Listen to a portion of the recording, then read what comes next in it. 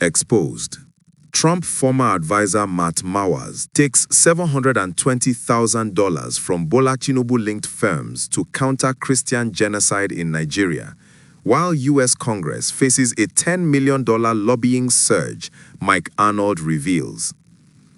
At the recent U.S. Commission on International Religious Freedom 2026 annual report presentation, which I attended in D.C., one of the key recommendations the Commission made was for the United States to fiercely rebuke Nigeria for having the audacity to spend millions of dollars in a bid to propagandize and whitewash the ongoing Christian genocide in Nigeria. And they went further to recommend stronger action, which, as you already know, is gathering insane momentum behind the scenes. Unraveling the connections behind Nigeria's crisis. Story. In the heart of Washington, D.C., a storm was brewing, one that intertwined the fates of nations, religions, and the influence of money in politics.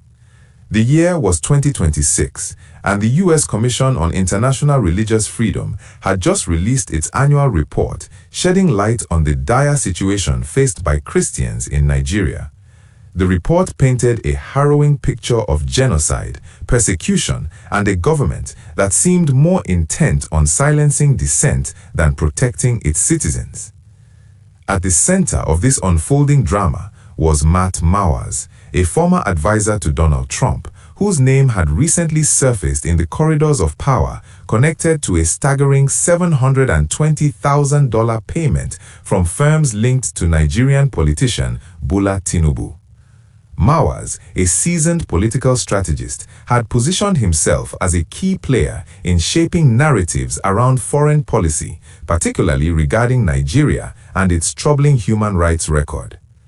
The financial backing from Tinubu-associated firms raised eyebrows. Critics speculated that the funds were a calculated move to counter the growing international scrutiny of Nigeria's human rights abuses, particularly the ongoing genocide against Christians in the northern regions. Reports of targeted attacks, forced conversions, and the displacement of thousands had reached a crescendo, demanding a response not only from the United States, but from the global community as well. As Mowers navigated the intricate web of lobbying and influence, the U.S. Congress found itself at a crossroads. The Commission's recommendations called for a robust rebuke of the Nigerian government, urging lawmakers to confront the regime's attempts at propaganda and its efforts to downplay the severity of the crisis. The language in the report was unambiguous, insisting on stronger actions to hold Nigeria accountable for its actions, a stance that resonated with many lawmakers eager to champion human rights. However, the reality of lobbying in D.C. was complex. The influx of $10 million aimed at swaying congressional opinion showcased the power of money in influencing policy. Mowers, with his connections and expertise, was at the forefront, working to ensure that the narrative surrounding Nigeria would not only be heard, but also shaped in favor of those who sought to mask the severity of the situation. Mowers' strategy included organizing events, meetings, and briefings designed to highlight the purported progress being made in Nigeria, framing it in a light that downplayed the violence against Christians. His role was not just as a figurehead, he was actively involved in crafting messages that would resonate with legislators, emphasizing stability and economic partnerships over human rights concerns. The stakes were high, not only for the people suffering in Nigeria, but also for the political landscape in the United States. As Mowers worked diligently behind the scenes, a coalition of faith-based organizations, human rights advocates, and concerned citizens began to mobilize. They demanded that Congress take a stand, pressuring lawmakers to prioritize human rights over lucrative trade deals and political favors. As the Commission on International Religious Freedom's report gained traction, it served as a rallying cry for those advocating for change. The findings were troubling. The systematic targeting of Christians in Nigeria could no longer be ignored. Churches burned, families shattered, and communities devastated painted a vivid picture of the ongoing crisis. The evidence was overwhelming, and the moral imperative to act became increasingly urgent. In response, some members of Congress began to break ranks with the status quo, calling for a review of U.S. relations with Nigeria. They urged their colleagues to consider the ethical implications of continuing financial support to a regime that appeared indifferent to the suffering of its people. The dialogue around human rights began to shift, with increasing support for imposing sanctions and cutting aid to Nigeria until tangible actions were taken to protect vulnerable populations. Yet, Mowers and his allies were not without their countermeasures.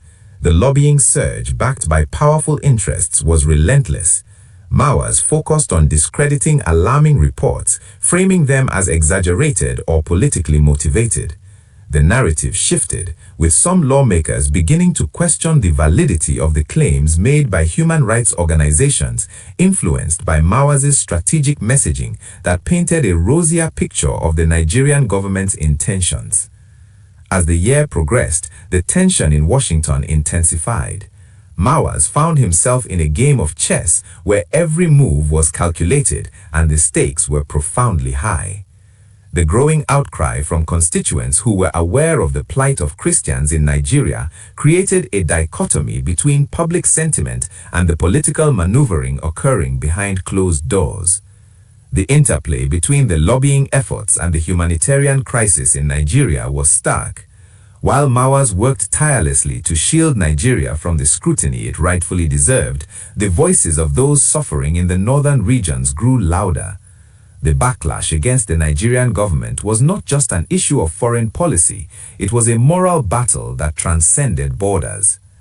In the culminating months of 2026, the crescendo of activism reached its peak.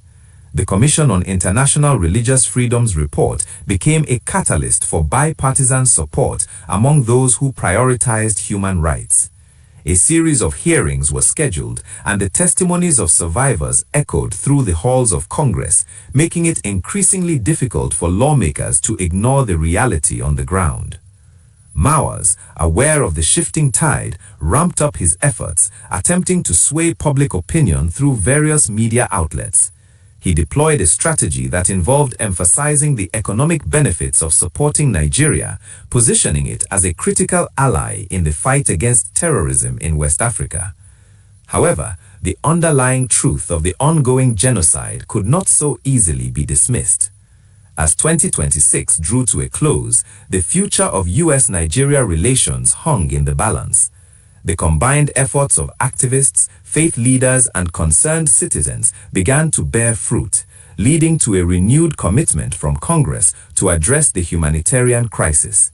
Mowers, once a formidable presence in the lobbying sphere, now faced a united front of advocates who refused to let the plight of persecuted Christians fade into the background.